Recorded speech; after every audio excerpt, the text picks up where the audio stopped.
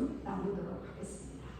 주변에서 예수를 믿는다고 하기는 하는데 정말로 신앙인인가 하는 의문을 갖게 되어지는 경우를 보게 됩니다. 왜냐하면 교회에서의 삶과 세상에서의 삶의 괴리가 너무나 큰 거예요. 그래서 신앙인보다는 그냥 종교인 정도 이제 물론 우리가 신앙인과 종교인을 넘나들면서 살기는 하지만 우리가 어떻게든지 신앙인의 편에 서려고 생명을 얻은 자, 구원받은 자로 살기 위해서 부단히 애쓰는 삶이 되어져야 합니다. 왜냐하면 신앙에도요 품격이라는 것이 있어요. 제대로 된 믿음은요 명품 신앙을 만듭니다.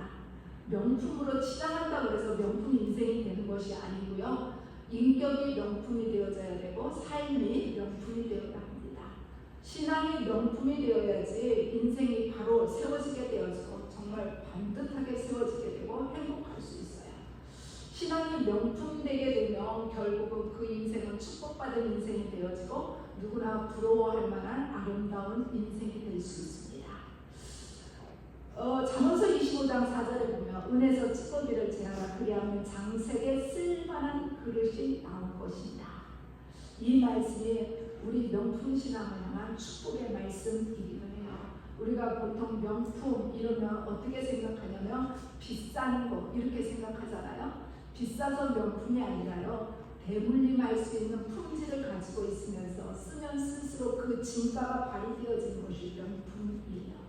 그런데 요즘은 브랜드의 의미를 두게 되어지고 체면 유지나 유행 때문에 맹목적으로 명품을 따라가는 경우가 더 많게 되었습니다. 우리가 이제 험악한 세상을 살아가면서 늘 기쁨과 늘 감사함과 늘 승리의 생활을 할 수 있는 비결이 있습니다. 아주 간단해요.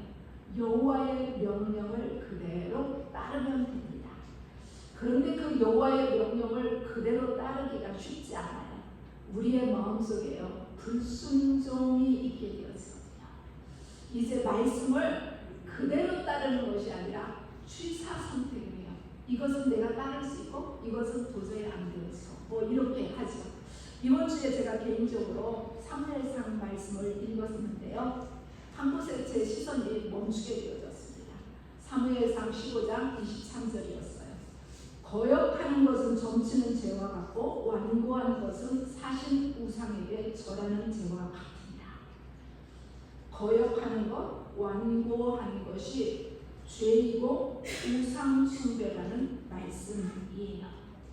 이 말씀을 그동안 여러 번 읽었고 수없이 읽었지만 이 말씀이 죄다라는 것을 나와 상관이 있다는 것을 별로 깨닫지 못했어요. 그런데 이 말씀을 보면서 하나님 말씀 앞에서는 무조건 순종해야 되겠구나. 하나님 말씀 앞에서는 무조건 아멘해야 되겠구나. 그렇지 않으면 내가 십계명을 범하는 것이 되겠구나라는 생각을 하게 되어졌습니다. 세상이나 내 생각보다는 여호와의 말씀에 대한 믿음, 신뢰가 있을 때에 완전한 순종을 할 수가 있어요. 자녀들이 부모에 대해서 순종하는 것은요. 부모는 어떤 경우라도 내 편이고 나를 축복하고 나를 지지하고 양육할 자라는 것을 믿기 때문에 순종하는 거거든요. 우리가 하나님에 대한 신뢰가 있는 만큼 순종할 수 있어요. 하나님의 말씀에 대해서 의심이 없으면 그대로 순종할 수 있어요. 여호와의 명령을 끝까지 따르는 우리 성도들이 되기를 축복합니다.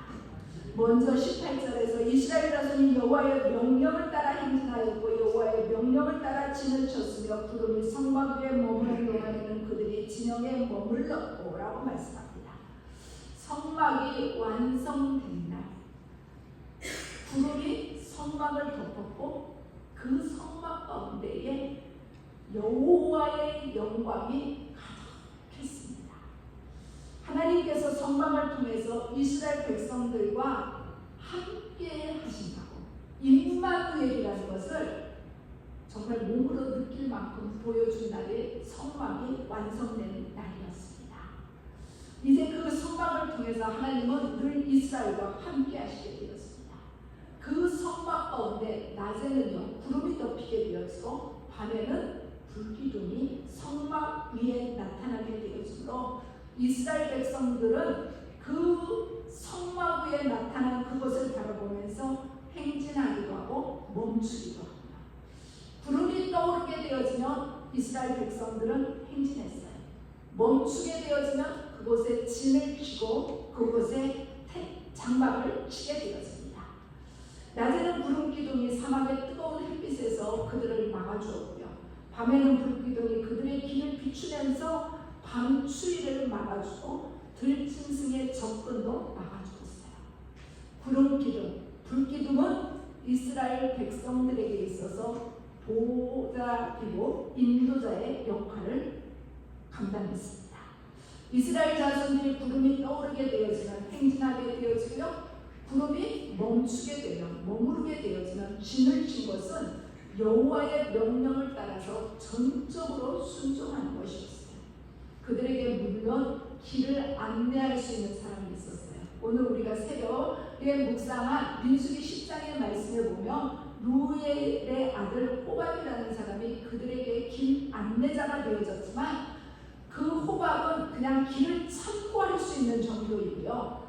그 충심으로는 여호와 하나님의 명령에 절대 순종하는 것이 그들의 삶에 있어서 지침이 되어졌고 그들의 삶의 인생의 자리가 되어졌습니다.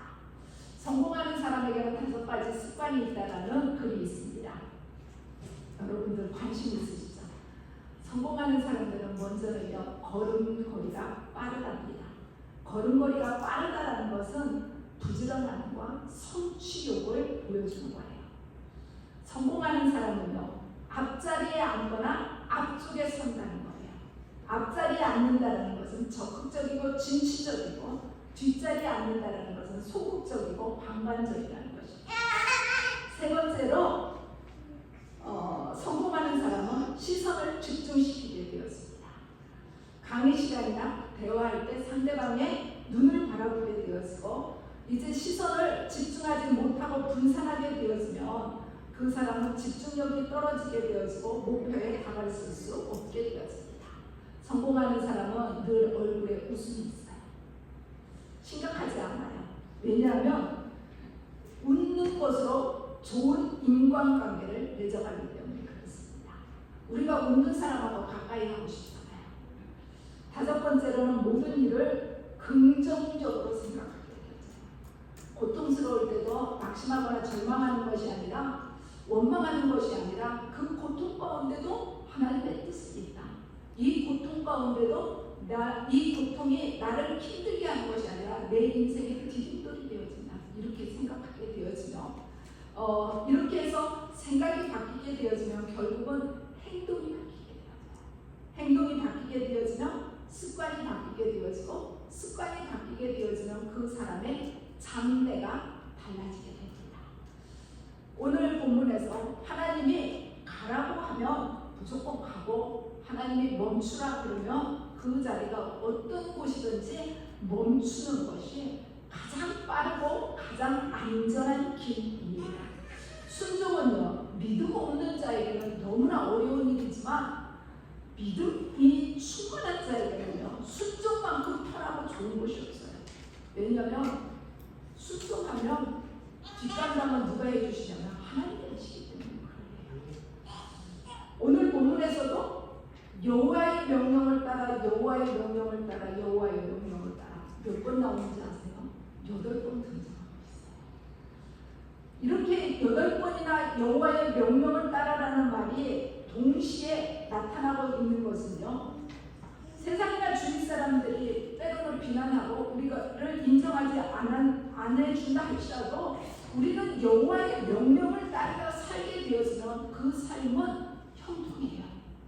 처음에는 그것이 어려운 길 같다 할지라도 결국은 그 길로 인해서 살아날 수 있거든요. 대표적인 예가 노아이지 않겠습니까?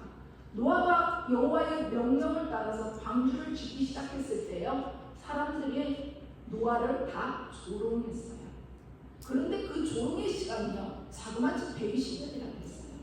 그럼에도 불구하고 노아는 끝까지 여호와의 명령을 따르게 되어지고 그 땅에 홍수가 나게 되어질 때에 그의 가정만 건진받았던 것을 우리가 보게 됩니다. 그래서 여호와의 명령에 순종하며 그 삶은 형통한 축복이 임하게 되었습니다. 21절의 말씀을 보게 되면 혹시 구름이 저녁부터 아침까지 있다가 아침에 그 구름이 떠오를 때는 그들이 행진하였고 구름이 밤낮 있다가 떠오르면 곧 행진하였으며 이렇게 말씀하고 있어요. 율법을 받을 때는요 이제 거의 1년 정도 이제 십계명 받고 할 때에 한 장소에 머물러 있게 되었습니다. 성막과 하나님의 임재의 상징을 하나님 앞에 제사드리는 그 성막과 각자가 살고 있는 이 장막을 거두고 치는 일, 이거 쉽지 않은 일이잖아요. 굉장히 번거로운 일이에요. 그런데 구름이 떠오르게 되어지면 언제든지 어떠한 상황이라든지 상관없이 모든 것을 거두어야 돼요.